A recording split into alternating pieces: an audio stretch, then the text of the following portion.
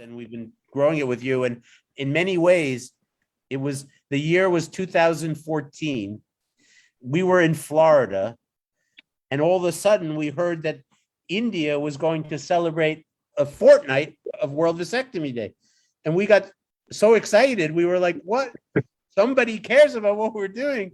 And that was the moment that India came on to World Vasectomy Day. That's when we knew we were going to be successful. And I don't know if you remember this, Dr. Kaza, but you said to us, the first World Vasectomy Day was October 18th. And you said, That's right. You can't do vasectomies in October because everybody is on holiday and there's all these festivals. If you want India to be part of World Vasectomy Day.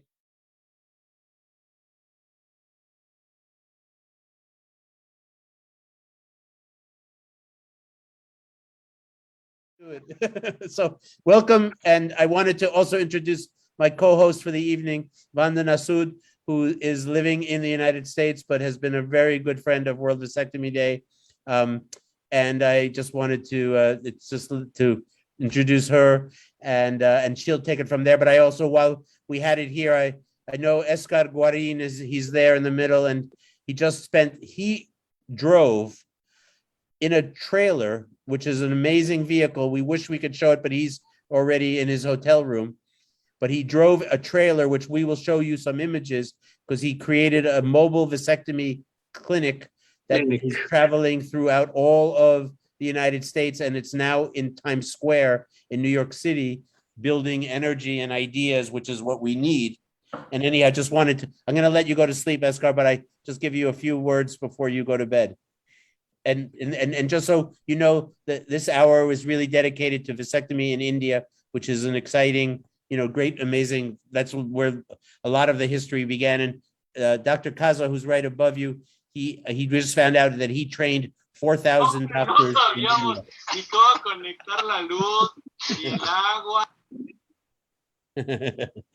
All righty. So, Escar, you want to just say a few words and go to sleep?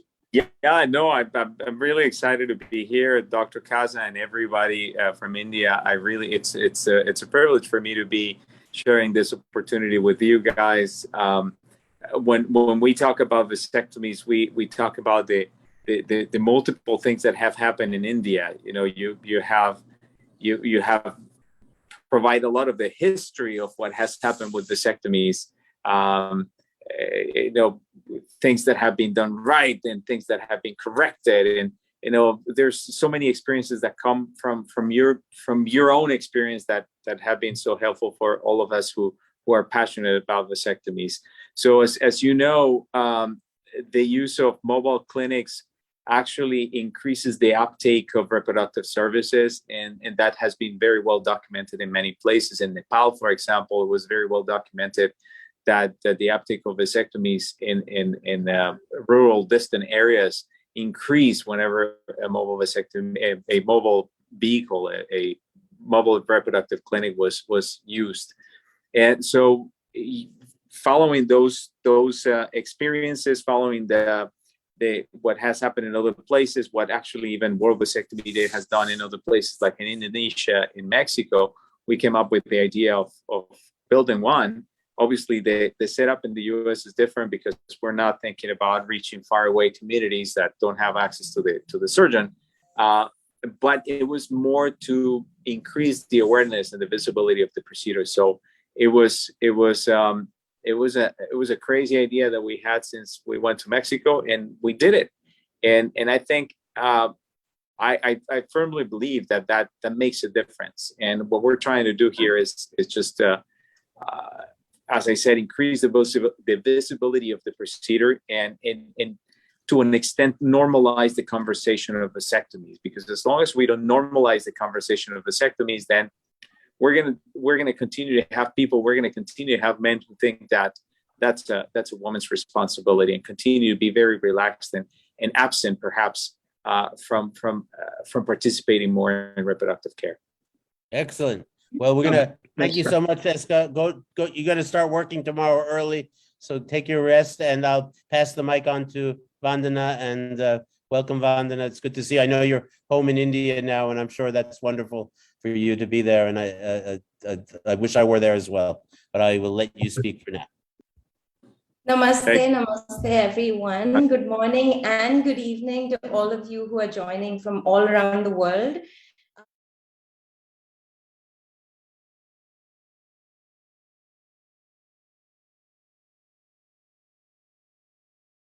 Of World Vasectomy Day 2021 this year. And without much further ado, let me introduce you to our esteemed panelists. So we have, it is my honor to tell you about Dr. Ramachandra Kaza, who you have heard about already from Jonathan. Dr. Kaza is the academic head surgery at Max Hospital and retired as Director Professor Surgery from Maulana Azad Medical College, Delhi. He is a master trainer of NSV with the Government of India since 1991. During his career, Dr. Kaza trained 4,000 surgeons and traveled over 273 districts in India. He has overseen and performed more than 100,000 cases of NSV. He is also a master trainer of microsurgery, Government of India, for reversal of vasectomy, and the chairman, NSV Surgeons India. So welcome, Dr. Kaza. It's wonderful that you could take the time to be with us this morning. Thank you so much, Vandana. Absolutely. Dr. Bulbul Sood. Dr. Sood is a former professor of community medicine, Lady Hardinge Medical College, New Delhi. She also held the position of country director SETPA, an international NGO, and country director JHPIEGO, an affiliate of Johns Hopkins University, Baltimore. Dr. Sood is currently the senior strategic advisor at JHPIEGO. She is a public health specialist of international repute in the area of reproductive health and family planning. And I also get the pleasure to introduce her as my wonderful mother. So thank you for being here, Dr. Sood. Thank you very much, and namaste, and a very happy World Vasectomy Day to everyone. Well, the same from my side, Vandana, same from my side, a very happy World Vasectomy Day. Today is in fact a very important day for many people in India. It is Gurpurab, which is the birthday of Guru Nanak. So happy Gurpurab to everybody.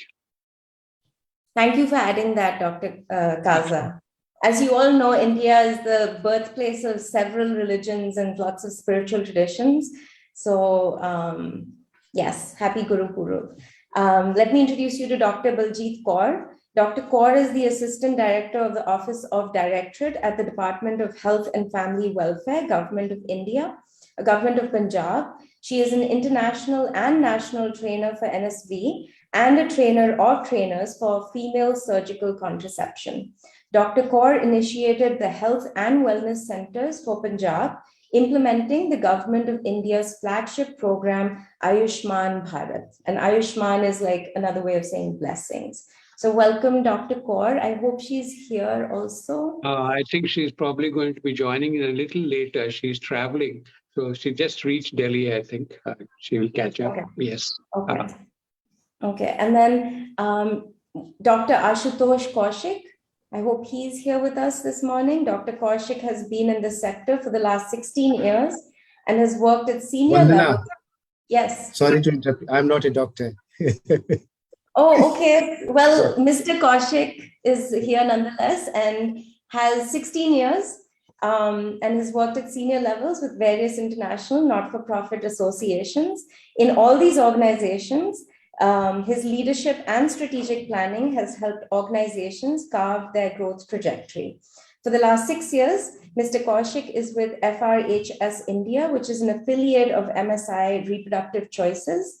He is currently leading the FRHS India program as interim CEO. He is also on the board of Population Health Services India, PHSI, and FRHS India, and a trustee of Sarvajan Unnati Bodhini Trust. So welcome, Mr. Koshik also. Thank you, Vanna. Good morning, good afternoon, good evening, wherever you are. Wherever you are. So a very warm welcome to all of you, and thank you so much for carving out some time for this conversation. To start off this discussion, I thought maybe we could spend a moment to look at deconstructing myths around why Indian men hesitate in getting vasectomies in India. Yeah. Actually, we had a very good past as far as vasectomy is concerned. In the sense, my father had a vasectomy. So you can think how long ago that was. I know that was an incisional vasectomy. And I was told by him that for a very long time, vasectomy was the choice of men. And we had acceptance rates of up to 72%, 75%. Well, then laparoscopic tubectomy came, and once that came, plus certain issues in 1972 and 74 and 75, though the program had a backlash on it, and there were all sorts of ideas, myths, as you call them, all sorts of ideas came into their minds, and because of which the program has fallen in its acceptance. So we are still struggling to pull it up, and NSV was part of that effort. So we were trained by Engender Health. At that time, it was working in India. And that particular organization, they actually helped us get trained in China as well as in Bangkok with Dr. Abhishek. So I came back and we started the NSV program in India sometime in 91, 92. So it's close to 30 years that we actually are doing this program. Now, coming to the question that you asked, their hesitancy in accepting. The original myths were with regard to the possibility of impotence. That was one. And the second one was men felt that after vasectomy is performed, somehow their masculinity will not be there and they will not be able to work as hard as ever before. This was when I started the program and when I hit the field, I really had no idea. I'm a hot-boiled surgeon. I really had no idea what it is to work in public health. I thought here is an elegant procedure and people just run and accept it. That wasn't the case. And so when I hit the field, this was the main thing that I've had to handle, these myths about impotence and also lack of energy. And women, and maybe even today, women formed a resistance group. They didn't want their husbands to get vasectomy done because they felt they'll not be able to work after the operation. And the house will go without any income. So I still remember my experiences in one of the Jamshedpur hospitals that women came and pulled their husband away from the operating table, even as I just painted about to operate on that person. So that used to be that was the power of that myth that, okay, people will not be able to work. I think that to a large extent now, that thing has probably got nullified because we've got significant number of acceptors across the country now. And even about impotence, I think that concept is also now has taken a secondary place. I do not say that it doesn't exist. I think somewhere at the back of the mind, men are always worried about their potency, not only with vasectomy, but even with a lot of infertility surgery, which I do on men. So even they're concerned about this. So this is a different kind of thing, but then the impact of that particular myth has definitely come down.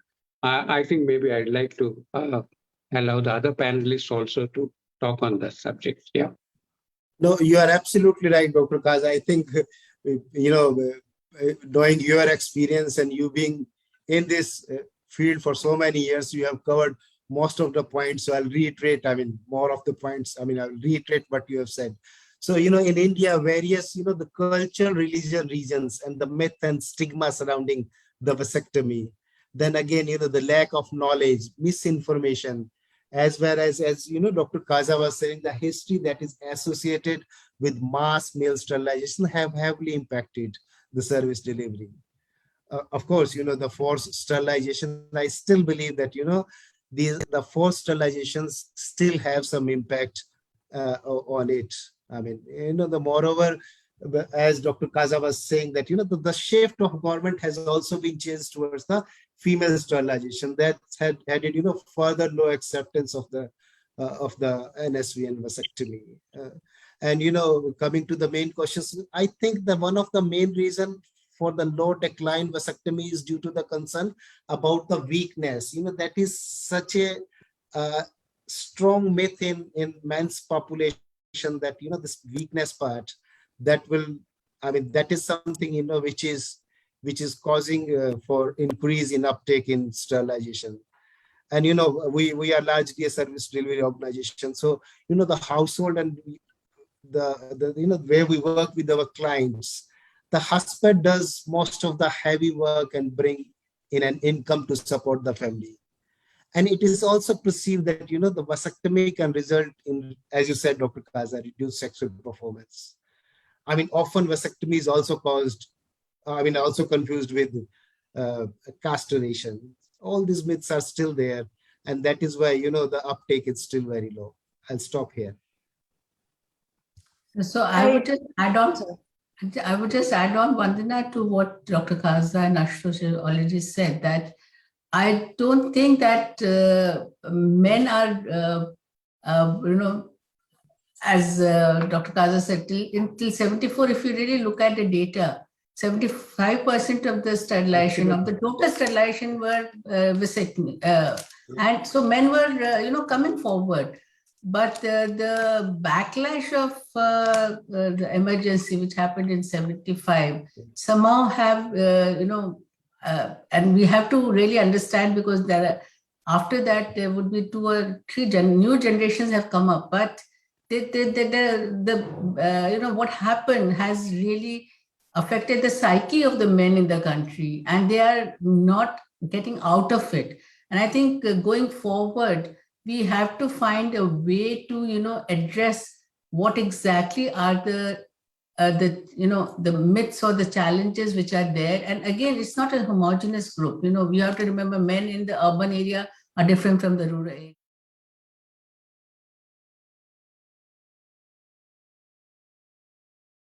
The age group, So I think going forward, somewhere we will have to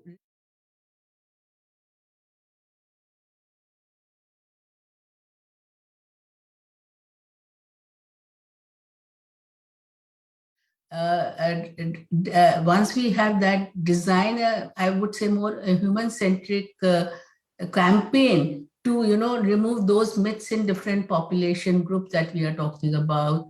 And then also actively, I would say, pursue how we can promote more vasectomies in India.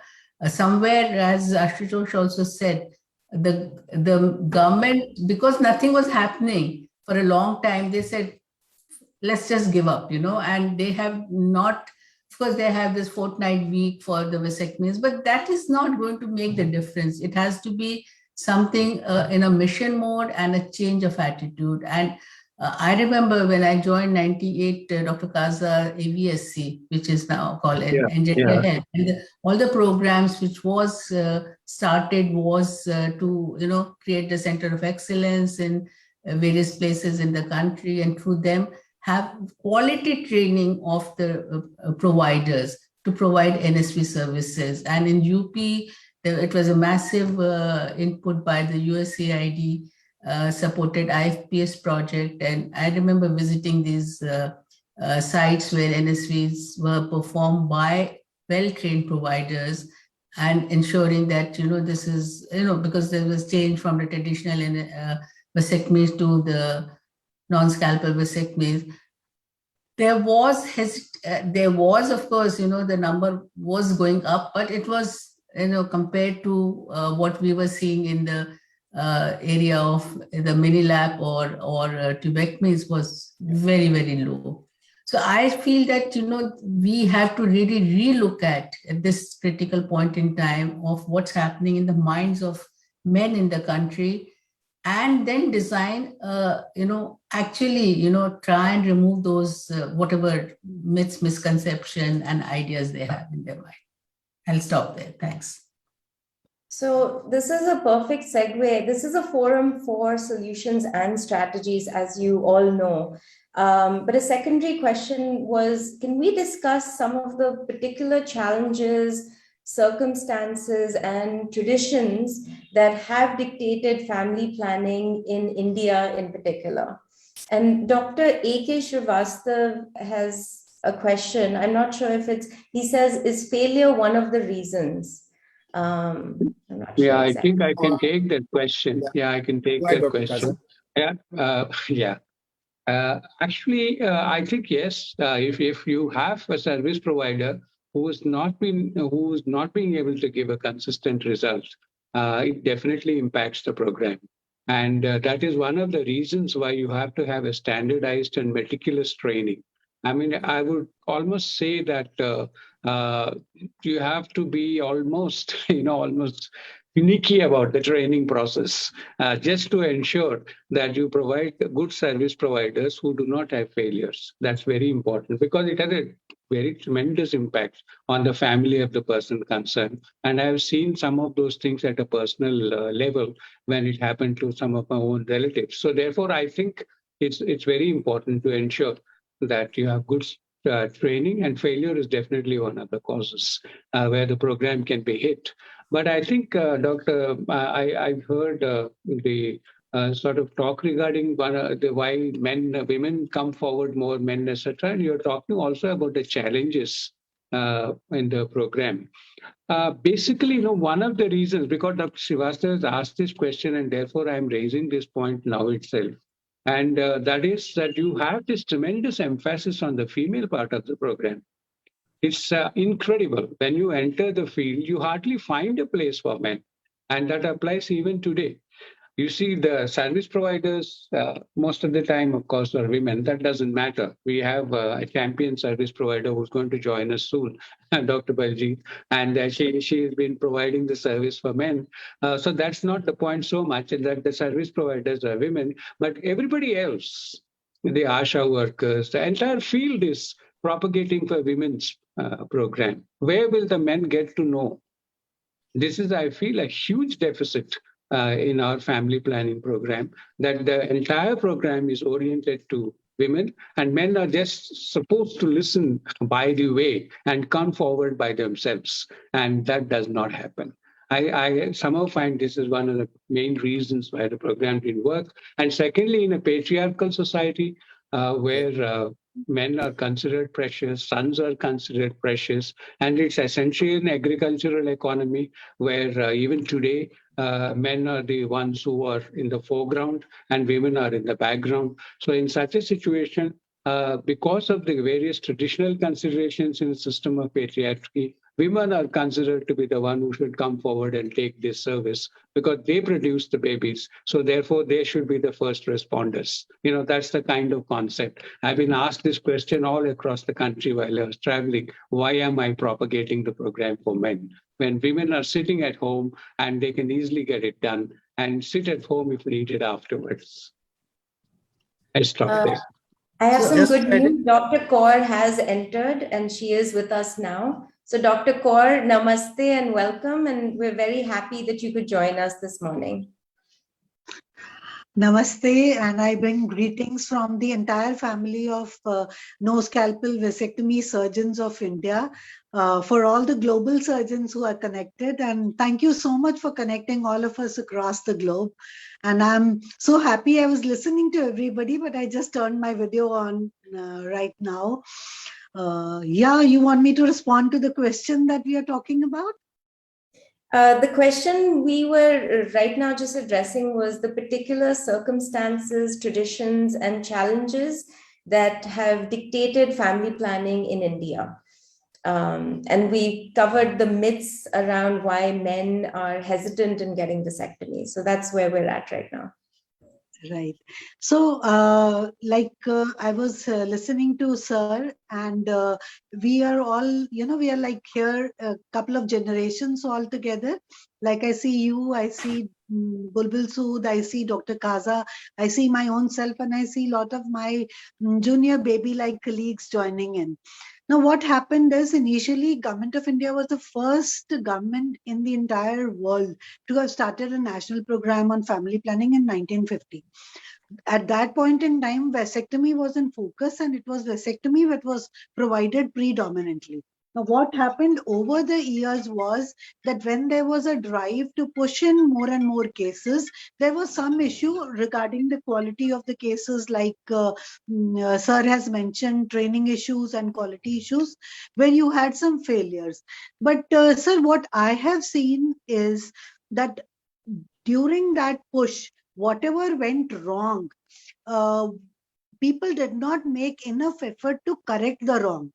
Rather, what they did is they drifted the whole thing onto women. Like initially, I remember the times when female sterilization was admitted in the hospital, was kept there for 1 week, and tubal ligation was done under spinal anesthesia. So vasectomy was a day procedure and it was much easier to take. But because of this one lashback, what happened is everybody wanted to simplify things for women because they were easy takers. We can have so many reasons to that. But since they were easy to get in, so we started simplifying. We brought it down to 1 day admission. We brought it down to daycare also for, and doing it without spinal. Then we started doing it under local, under pre-medications and various types of anesthetics that were used, and women were easy targets. Now the question again here today, with governments, with the non-governmental organizations, with all the service providers, is how to reach the men. Because I think men are willing to come forward whenever they are informed that here is something which is very beautiful and that is there for you, which is safe, simple, effective, complication-free, and you don't have to go through any loss of daily wages or days, or, I mean, it's so simple and so quick. Yeah. So Vandana, I would just want to add on to what Dr. Baljeet said, that we as, I think, and this is somewhere that we haven't reached out to men enough.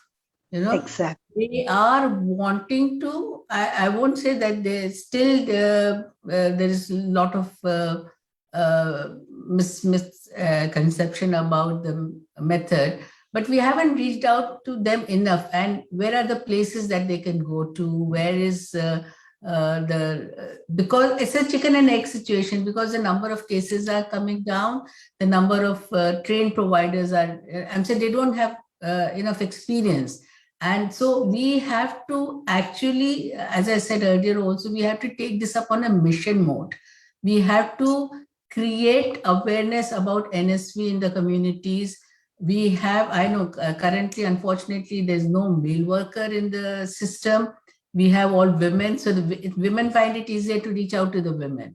Earlier in the system program, we had a male worker, a multi-purpose worker, male, and his role was mainly to talk about family planning methods with men, you know, besides doing other areas of communicable disease and things like that. And the female worker was mainly responsible MNH work, maternal health, newborn, child health, and things like that.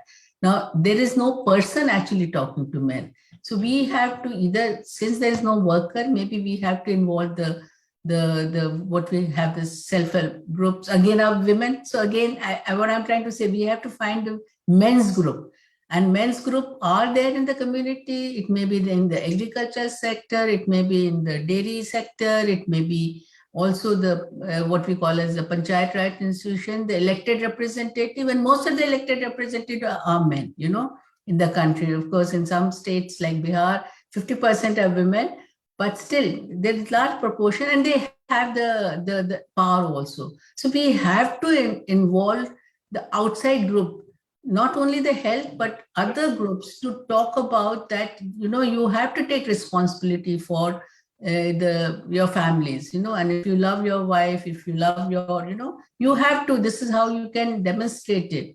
I feel that once we do a very, you know, as I said, planned campaign to, you know, reach out to men, there are many more men who are likely to come forward and, you know, avail the services. But it's one, so one is creating the demand for the services, and then the second is providing services, quality services with a good,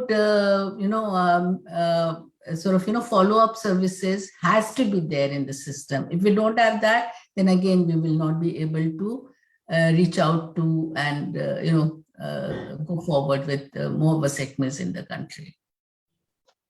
No, yeah, absolutely right, Dr. Bulbul. I'll just add a point here. When we talk about mobilizations, mobilizations is basically left with Ashas in today's scenario.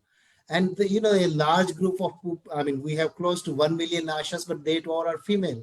It is easy to connect with female to female. It's so difficult to connect with a female to a man. And that is something which has created a big gap. Of course, there are other challenges. In terms of, lack of infrastructure, lack of providers, all these things are definitely there. Yes, I do agree with you. So moving ahead, each one of you belong to different sectors in the health industry.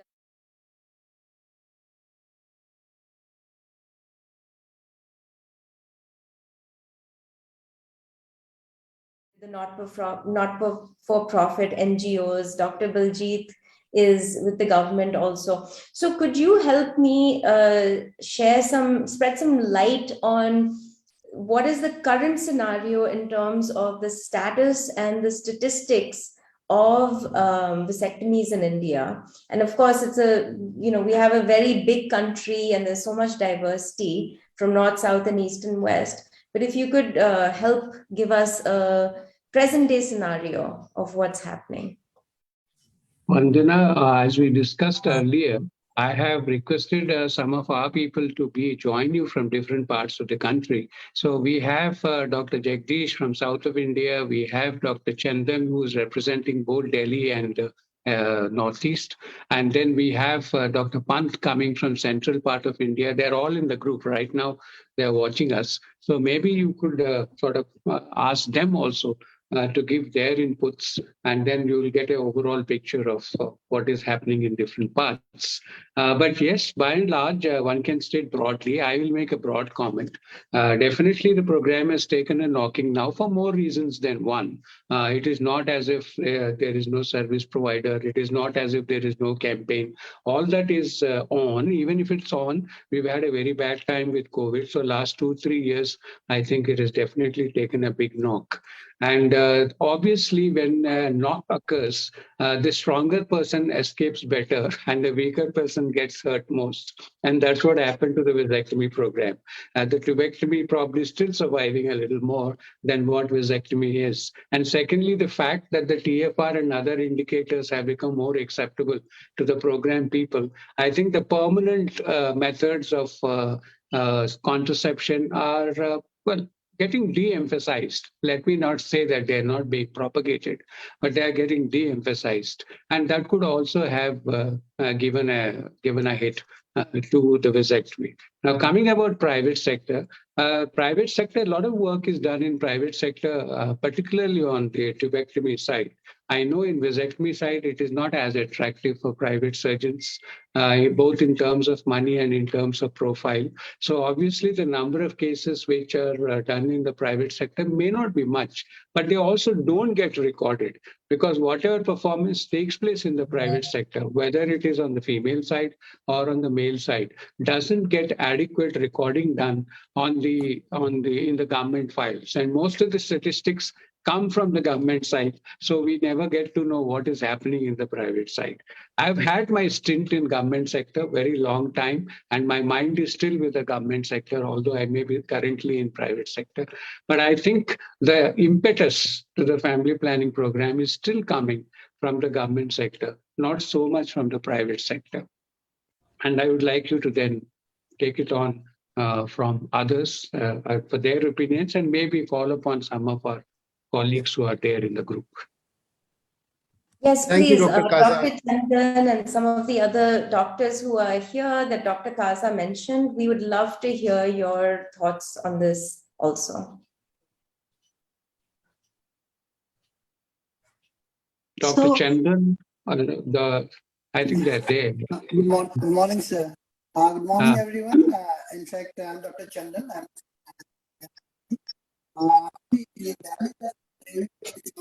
Very good. We don't hear you very well, Dr. Chandan. Can you hear me now? Yeah, better. Yes. Yeah.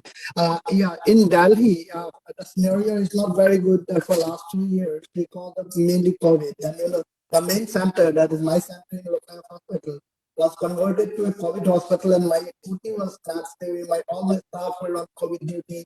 And we actually didn't have any case for around 6 months or so. Then when we opened the OT, then again the vaccination program started, and we have to give the OT and everything, all our roots and everything for the vaccination. So it took a hit for last 2 years, but now again we are picking it up. And maybe as most of our panelists have mentioned, that the program is not picking up well, maybe because of the lack of the male workers. When I joined the program, that time we had 4 field workers in our department. In just one department, we had 4 field workers, all males. Now we do not have a single male field worker. So all these things matters, like the policymakers, they have to look into all these things so that the program can be, better, it can be done better, in a better way. Thank you. Thank you, Dr. Chandran. We still are struggling to hear you, sadly enough, but hopefully that will get fixed.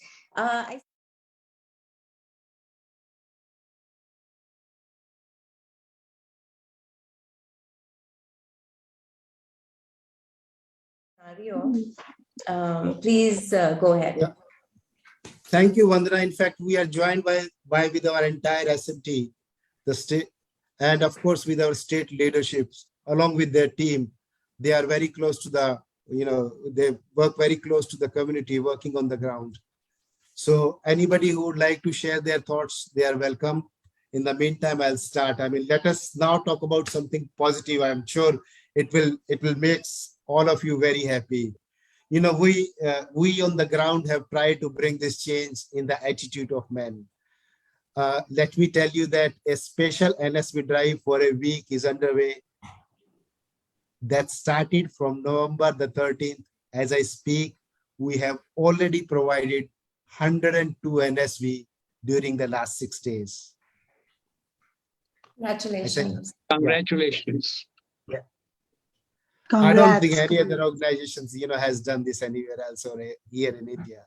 Of course, it's thank you. Of course, it's a very proud moment for us, for our deep-seated commitment towards our clients. Our presence in 82 districts covering more than 1,100 public sites makes us as, one of the #1 service provider in private sector. And then, as Dr. Kaza has said, great. As Dr. Kaza has said that, as we support and complement the government efforts in the family planning domain, unfortunately, our method mix is also in line with the government's method mix, which we all know heavily skewed towards female sterilization. For a better mix, it is absolutely important for the country, for the government to uplift male participations in family planning. Of course, it requires a large investment in terms of, the behavior change campaigns, counseling, etc. I would also invite my colleagues, Bipin, Rajesh, Saket, or anybody else who would like to add something from the ground. Yeah, thank you, sir. Welcome, Yeah, Bipin. this is Bipin Kumar from Bihar. We are leading. I am leading this event of World Vasectomy Day, and yesterday we did 12 NSV in one FDA site in Darbhanga, Bihar. This is a historic performance. My team has informed civil surgeon, district health authority about 14 NSV clients reached at the site. They surprised in previous so many years ago, we have not did this such type of activity. But with the support of FRSSI, we managed to conduct all 12 NSV. And similarly, we are celebrating the event in our all 3 states, Rajasthan, UP, Bihar. Till yesterday, we have conducted 105 NSV from 13 to 18 November, and we are planning to have reached about more than 200 NSV in 2 days, 19 and 20th. Our team has doing the extensive work of client mobilization, doing the ASA meeting, miking, one-to-one, reach the door-to-door mobilization. And I'm very excited to see the result of Vasectomy Day event. Thank you. Thank you, Vipin. Congratulations. That's Over to great. you. Congratulations. I think it's very clear that if you do, mobilization of the communities and are able to provide services, there are a lot of people who are wanting to, come up and get these services. So I think it's reiterate what we have been saying in past, that we have to, reach out to men more effectively, and we have to, make them responsible for their participation, not only in the family planning, but in the care of the women and children. And the men have to play that important role of not just the, providing care. The care provider role of the men have to be emphasized again, and they have to be brought back into the fold of, involving them in taking care of their wives, of taking care of their children. And I think one good way would be that if they can, participate also in family planning. Absolutely right, Dr. Sood. I mean, in fact, it should be a continuous process. We look for occasions. Okay, if it is a WPD, let's go ahead and do something. Similarly, on NSV Day, let's go ahead and do something. And government also, come only during these occasions. So this has to be a continuous process. And of course, as we all have agreed and said, that it requires a lot of funding. The government has to play its parts, the donors, the people from our sector, we all have to play our parts. I mean, it requires a lot of funding in terms of behavior change, in terms of, the other campaigns, quality of services. That has to be a continuous affair. Absolutely right. Thank you. Dr. Kaur has Mr. raised her Ashitosh, hand. Vandana, I'd just like to add a little more to what the group from Bihar is doing. Actually, apart from the program aspect, which is great, the kind of mobilizations they have done, etc. But I must also congratulate the surgeons, because I have done a lot of work in Bihar. And I can tell you the most technically difficult cases of NSV are in Bihar. Because of filariasis and all. So I think that they must also be, congratulated for this excellent job that they're doing. Because this, as I said, the most difficult cases, and I've had a lot of casualties in the instrumentation, etc. Instruments used to break while we were doing the cases. That was the situation. Things may have improved now, but that was the situation. Congratulations to the program in Bihar. Yeah.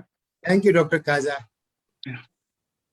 And Dr. Kaur, you wish to say something. You raised your hand. Please go ahead. I thought that the government sector was left out, and I consider Dr. Kaza also part of the government system, although presently he is moved out because of superannuation systems in our government here in India.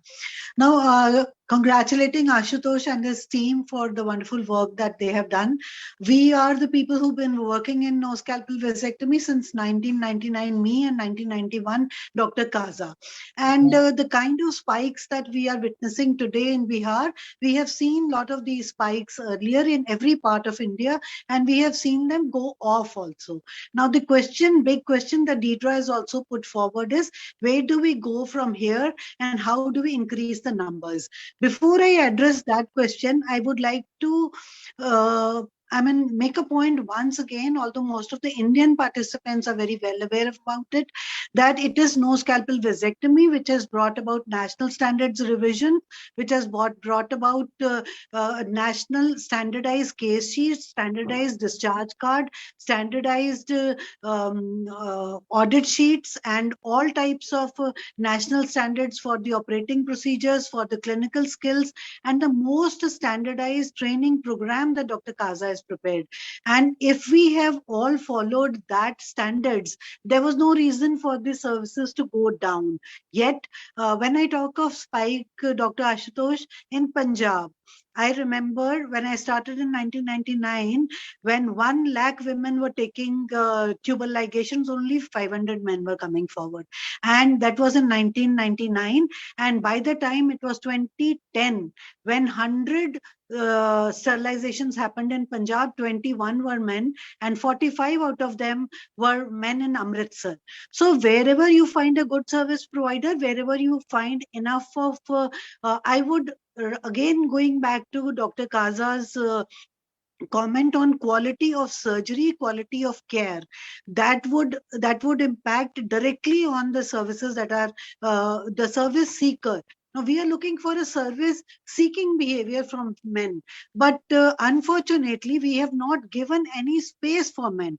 All our entire system is tuned towards the postpartum sterilization, postpartum units, friendly for women, and man does not have a place to go forward. In Amritsar, we had made male clinics, and Dr. Chandan is the first and the biggest male clinic of India, which is still sustaining, surviving, despite all the storms and all the issues in the government sector, and is still doing one of the best service, that is walk-in center for men. So the answer would be to have walk-in centers for men, which follow the absolute national standards, and there is no reason men will not come forward. You need to have a good surgeon, a walk-in center, and the last point that I would like to make here is that no scalpel vasectomy, for that matter, is not just driven by the motivators and the kind of people who are motivating. Men will come by their own, but one is the political will. You know, the day the political will is straight, you'll have everything straight. So if everybody of us can get together and meet Mr. Modi and try to convince him, the way he has taken the farm laws back, that he needs to popularize vasectomy, then I think it is very much possible.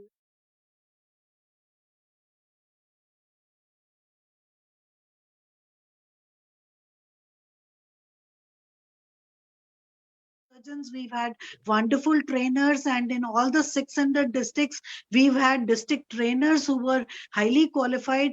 But you see, that entire effort gets wasted when it's like the egg comes first or the chicken, when the number of cases reduce and practice reduces, and the coming surgeons, again, they lose the skill. But yes, political will is one thing which we need to build in for men to come forward in India. So I think our agenda should be that how do we reach out to our elected representative, and that's why I said that, Baljit, what you said is very important, that elected representatives are at each village level, and their mandate is also to take care of the health of their community. Now, in that, of course, they talk about other things like having care for the women during pregnancy, ensuring that there are drug supplies and everything. But why not talk about the NSV also, male participation? And I think that's why I'm saying that you have to go start this from the bottom up. Of course, you have to also have our legislative assembly leaders and member of parliament involved in it. And I think this can be easily done through the IAPPD. So as you know, there is Indian Association of for the parliamentarians, which mandate is development and family planning, but they've been also lying low right now. And I think this is appropriate time, I guess, to really bring back how to, involve men in, I would say, not just family planning, but involve men in the reproductive health, and they are important pillar of the society. They are we have to somehow generate this interest in the men, and I'm sure many more you would find men participating and coming forward with contraceptive use. Just to exemplify what you have said, Dr. Sood, I mean, this is exactly our approach was. The reason you see good number one of the strategy was to include Sarpanch in it. The village chief, if he is part of it, it is easy to communicate with the community. And if he is you have been silent for some time, go ahead. Yeah, and Ashitosh, if the Sarpanch says that, or the elected representative, the chief says, I had vasectomy, there would be 10 more men who come forward. Absolutely. So you have to have role models. You have to have, these champions of. Unfortunately, there is no champion for, vasectomies in India these days. Who goes and says, if suppose Amir Khan says, I've got myself vasectomy, there would 100 others who would follow him, but nobody's willing to come and say that. And I think that's why we need a very well-designed campaign. We need somewhere to, reach out to our, politicians to say, you have to talk about male participation. And then I'm sure, let's not just blame the men. That's what absolutely, yeah. Thank you. I love this conversation. Sorry, just 1 minute. We have roughly 10 minutes here. And can I say something? Yes. Yeah, well, I wanted to say something, but I also wanted to say that we actually can continue talking if we want to, because we have the open mic afterwards. But I just wanted to say that I was in India in 2017, and I met with many of you or many of your organizations, and there was no doubt in my mind that everything was there. You're like, I think Dr. Sood's saying, the conditions are actually poised. There's a new generation of men who are growing up who are not going to be as resistant. You could have the largest program in the world. I don't have a doubt about it. You have more trained doctors than anywhere in the world. You have a whole history of vasectomy. It's not out of reach. I just think that the story hasn't been told properly. And I think also maybe what we're saying is at the highest government level, there hasn't been the level of support that would make it a little bit easier. But I think that from the grassroots up, you have everything in place. In terms of building, I don't know anything about the politics of India, but I do know everything that I've seen of the doctors and the quality of the services and the commitment. I just think it's a matter of, first of all, World Vasectomy Day should be in India. There's no doubt about that. It's the very first thing, because it brings together everybody. It would be something we would do.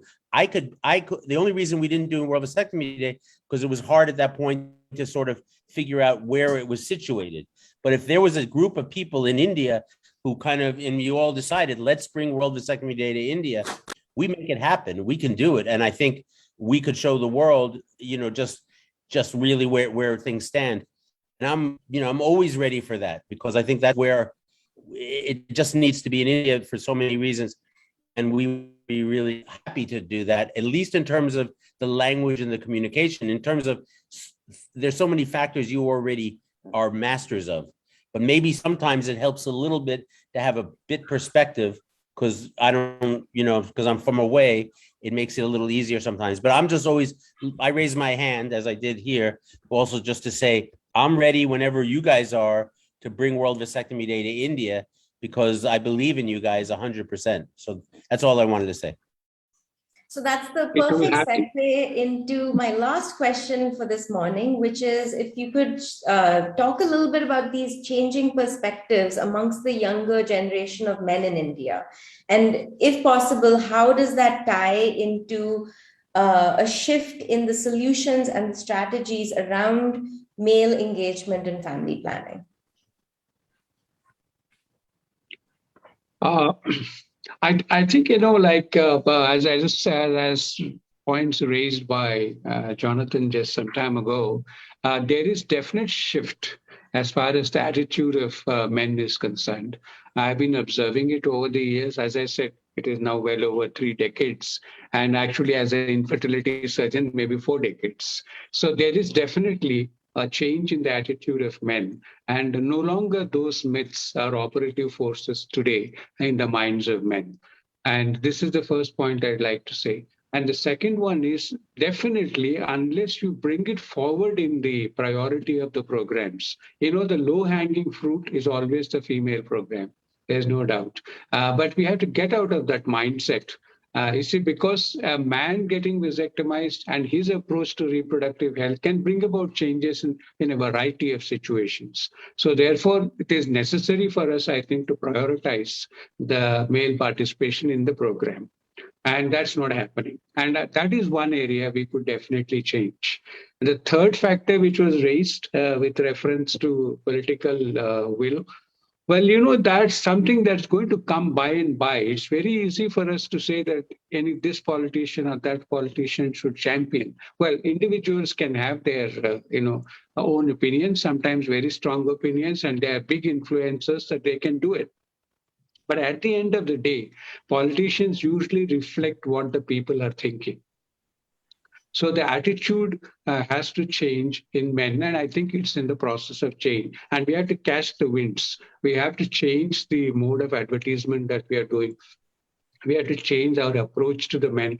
I know the traditional approaches are not going to work, so we need to change that. And service providers are still there. My great-grand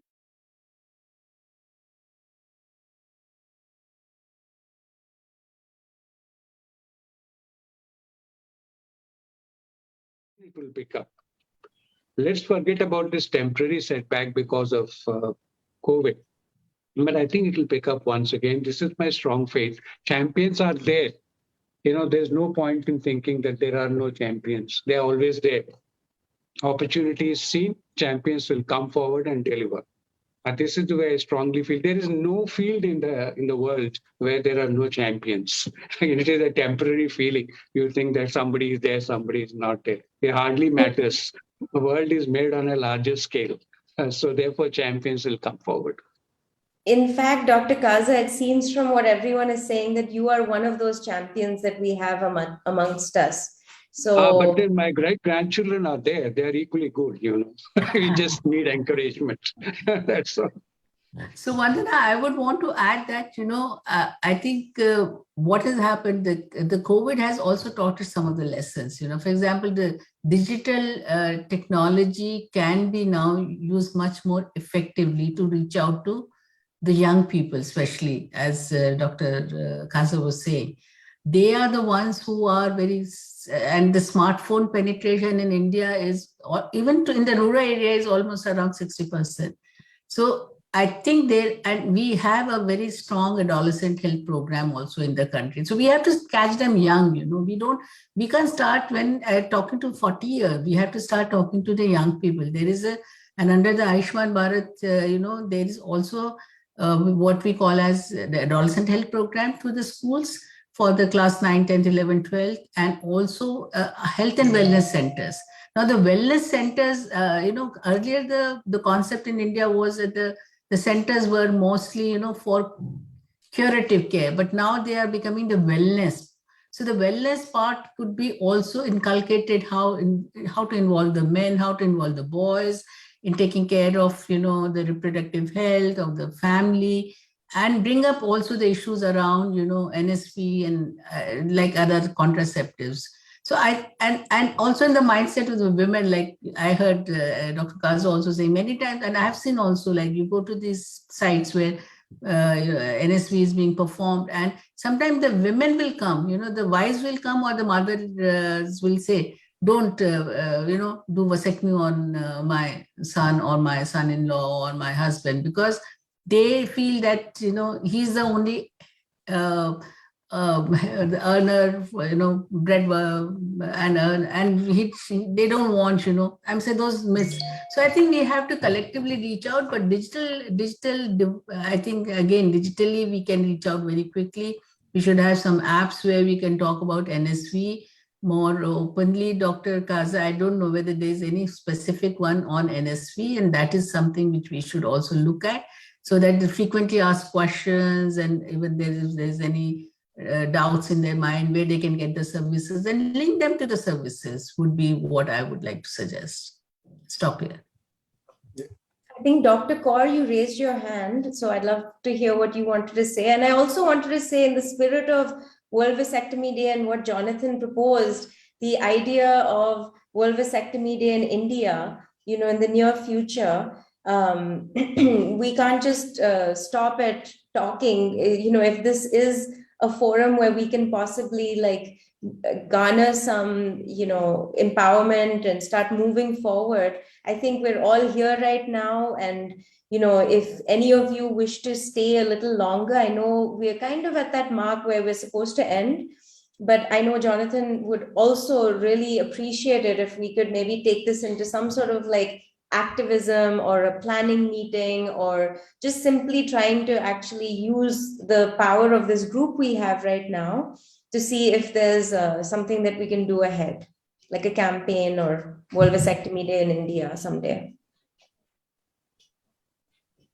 Why not? Sure, Vandana, any day. India, see, we could have done it today also. I am so happy Dr. Ashutosh has got enough number of vasectomies. We are enough number of doctors. So the World Vasectomy Day is done here in India.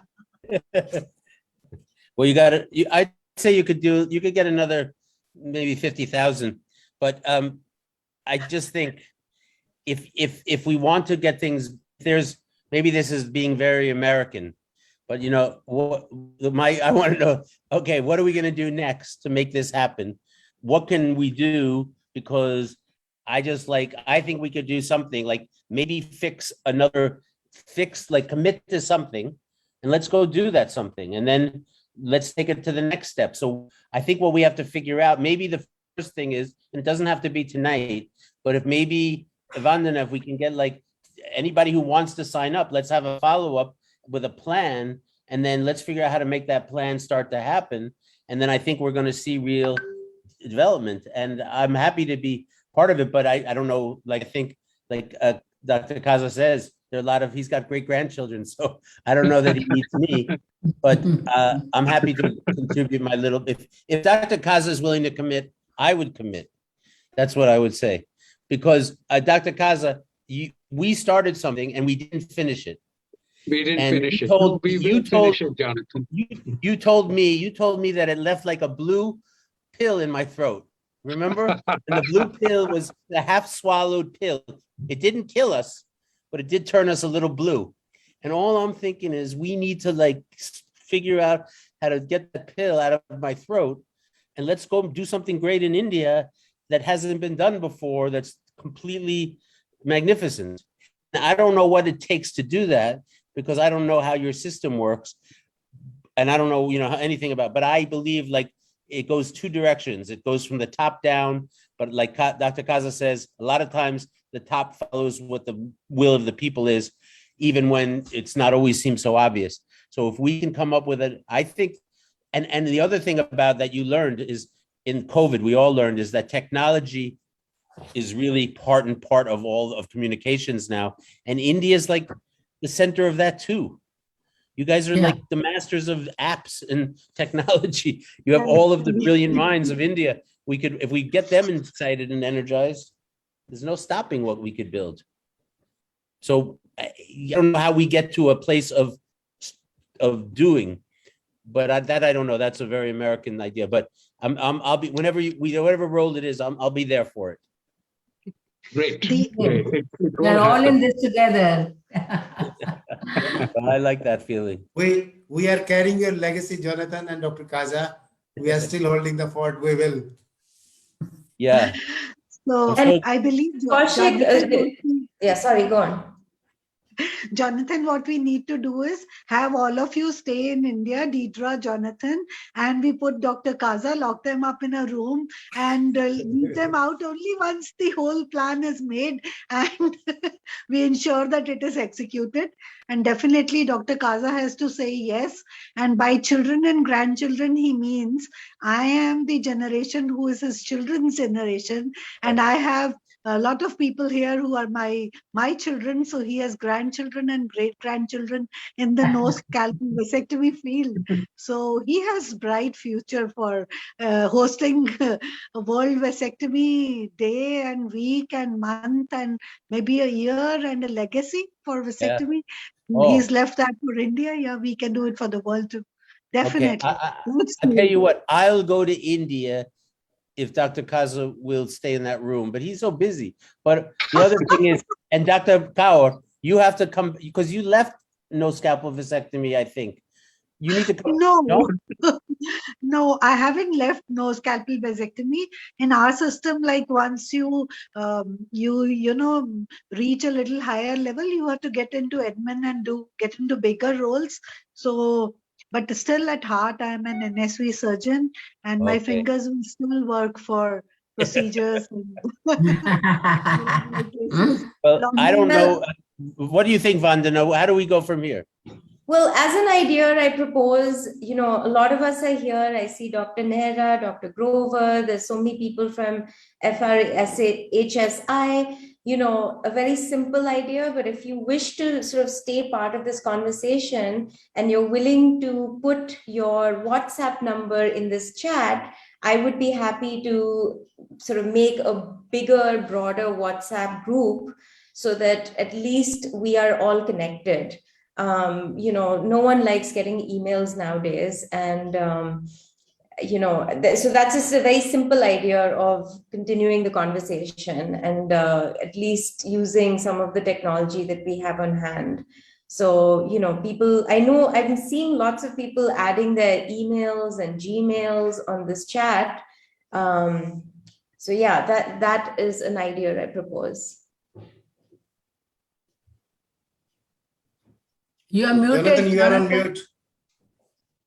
No, I'm not on mute. NSVSI has a WhatsApp group. People should join that group. It already exists. So it's really a matter of making a decision of where we go from next. We don't have to do it right now because it is getting late and whatever. It's just, it's the hour is ended. But I do think we have to figure out how to get there. So maybe if Dr. Sood, Dr. Kaur, Dr. Kaza, and I think also Ashitosh, because I think you're doing such great work up there in Bihar, we should get you involved as well. If the four of us get together, 5 of us, and with Vandana too, I think we could come up with a plan. And I think in around a year now, we'll be on a whole other level. And I just need to say, if we all agree to that, that would be awesome. But I wanted to mention that my friend Simon Nash is on this call. He's in Australia. And we talked about, long before there was World Vasectomy Day, we were talking about the whole issue of family planning, but I'm very happy to see him here. He's a filmmaker, but I just wanted to say hi, Simon. Thanks for showing up. Hi there, Jonathan. I see you're being locked in a room or threatening to be locked in a room. It sounds like the situation is normal. Yeah, but not with these guys. That's no threat. That's a pleasure. Wonderful, wonderful. And there's been some. Get your friend also. We lock him also with you. And there's Abitab Chobe and Dr. Shashank Chaudhary. If they want to say something, they've written some comments in the chat window. I, invite you if you'd like to add a couple of new comments to the group. Dr. Shashank raised his hand. Please go ahead. Just a few minutes that we have. Good morning, everybody. This is just to re-emphasize what the previous speakers have spoken, but the main thing is that it is the quality of the service provided which brings more clients to our NSV campaign. So if we have a satisfied and client who goes back and spreads the words in the community that the service providing are of high standards, then we will be definitely having more and more clientage. Thank you. Thank you very much, Mr. Chaudhary. Well, I mean, Jonathan, at this point, I know we've gone a little over, but I love this momentum, and this has been an excellent conversation. So I want to thank every one of you for just being here and participating with us and spending time to look at strategies and moving ahead. I hope we can actually mobilize and, sort of keep up to our words of wanting to do more. And I think this is a perfect opportunity, an act of love, a combined collective act of love. What better way? Nicely put. Thank you Well, very Thank much. you, Vandana. Good night, everybody. Thank Thank you so you. much. Thank you. Thank you, Jonathan. Keep inspiring us. I mean, Bye-bye. we like the energy you bring into the Okay, program. well, I appreciate it. Keep up, Ashitosh, keep it up. we'll Stay be safe. talking. everybody. Yeah, maybe I'll make it to India. Hey, Simon, should we go to India? Yeah, Yeah, let's yeah, go of to course, India. we He's will. in. Sure, we should. Absolutely. I love Yeah. India. Let's I go just back. think, I'm just telling you guys, India is going to explode with this with positive mail. It's going to have to happen. And I think, it's an exciting time. So we're going to make something happen. Ashitosh, we'll be up there to visit you. I'll try to get my friend Simon to come so we could hang out, because we've all been stuck in our houses and I think you've been in the longest lockdown in history. It's time to get out and start seeding the world. Yeah. All right, Well, guys. would love to join you all in India, and I think Thank you. Bye for now. that'd be great. Bye and Thank you good very night. much. Bye. everybody.